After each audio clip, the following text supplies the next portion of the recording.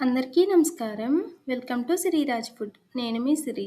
ఈరోజు మన వీడియోలో సేమియాతో సరికొత్తగా మంచి స్వీట్ అయితే తయారు చేద్దాం. టేస్ట్ కూడా చాలా అంటే చాలా బాగుంటుంది. ఈ వీడియో మీకు నచ్చితే తప్పకుండా like, share and subscribe friends.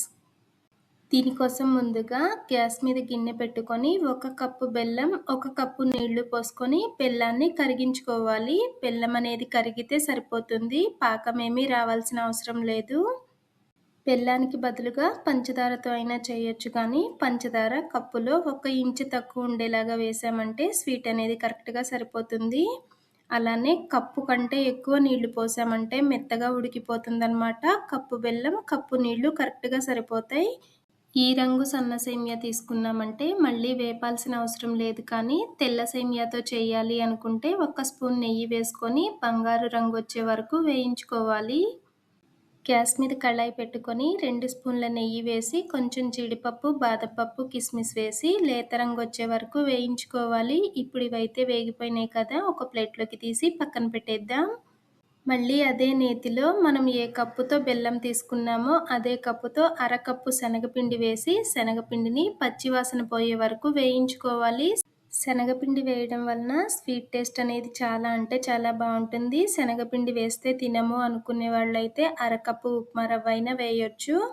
మన ఛానల్లో ఇంకా ఈజీగా తక్కువ టైంలో చేసే స్వీట్స్, స్నాక్స్, హెల్దీ రెసిపీస్ చాలా ఉన్నాయి. కుదిరితే ఒక్కసారి చూడండి. వీడియోస్ మీకు నచ్చితే తప్పకుండా సబ్స్క్రైబ్ చేయండి.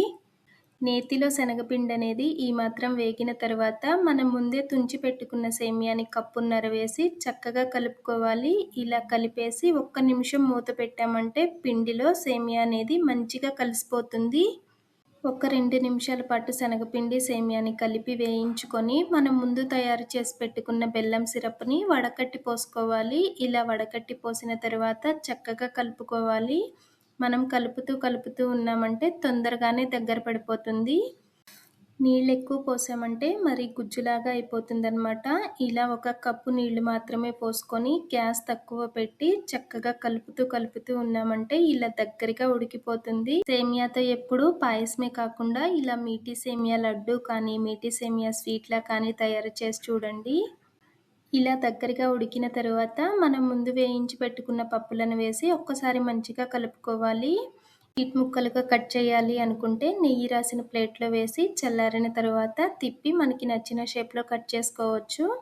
ఇక్కడ నేనైతే లడ్డూల్లో చేస్తున్నాను అనమాట. ఎలా చేసినా కానీ స్వీట్ టేస్ట్ అయితే చాలా అంటే చాలా బాగుంది. ఒక్కసారి ట్రై చేసి చూడండి. ఈ వీడియో మీకు ఎలా అనిపించిందో కామెంట్ చేయండి. ఈ వీడియో మీకు నచ్చితే తప్పకుండా లైక్ చేయండి, షేర్ చేయండి, సబ్స్క్రైబ్ చేయండి. రేపు ఇంకోసారి కొత్త రెసిపీతో మళ్ళీ కలుసుకుందాం. By bye friends.